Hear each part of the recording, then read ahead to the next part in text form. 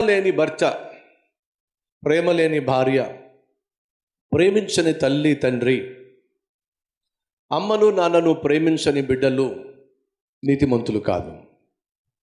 కళ్ళ ముందు కనిపించే కన్న తల్లిని తండ్రిని ప్రేమించని పిల్లలు నీతిమంతులు కాదు. కట్టుకున్న భార్యను ప్రేమించని వాడు నీతిమంతుడు కాదు. కట్టుకున్న భర్తను ప్రేమించని స్త్రీ నీతిమంతురాలు కాదు. మాటి మాటికి భార్యను గాయపరిచే భర్త, మాటి మాటికి భర్తను ఎదిరించే భార్య, మాటి మాటికి కన్న తల్లిని తండ్రిని ఏడిపించేటటువంటి కొడుకు కుమార్తె నీతిమంతులు కాదు. వారి ప్రవర్తన సత్ప్రవర్తన కాదు.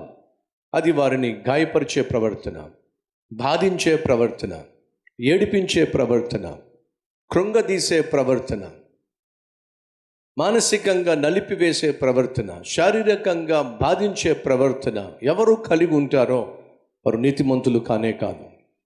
నీ భార్య నిన్ను చూసి ఏడుస్తూ ఉందంటే, నీ భర్త నిన్ను చూసి విసిగిపోయాడు అని అంటే, నిన్ను కన్న తల్లి తండ్రి నిన్ను కన్నందుకు ఏడుస్తున్నారు అని అంటే, దయచేసి గమనించు, బహుశా నీవు నీతిమాలిన జీవితం జీవిస్తున్నావేమో. సత్ప్రవర్తన కలిగి జీవించవలసిన నీవు దుష్ప్రవర్తనను కనపరుస్తున్నావేమో. సత్పురుషుడైనటువంటి దేవుణ్ణి కలిగి జీవించవలసిన నీవు సైతానును కలిగి జీవిస్తున్నావు. కాబట్టి నిన్ను కట్టుకున్న వాడిని, కట్టుకున్న దానిని, కన్నవారిని ఏడిపించేస్తున్నావు.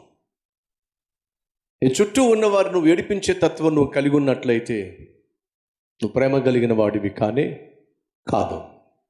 నీతిమంతుడట ఇంటిలో ఉన్నవారిని కాదు, ఇంటిలో ఉన్నటువంటి భార్యనే కాదు, భర్తనే కాదు, బిడ్డలనే కాదు, వారి ఇంట్లో ఉండే పశువు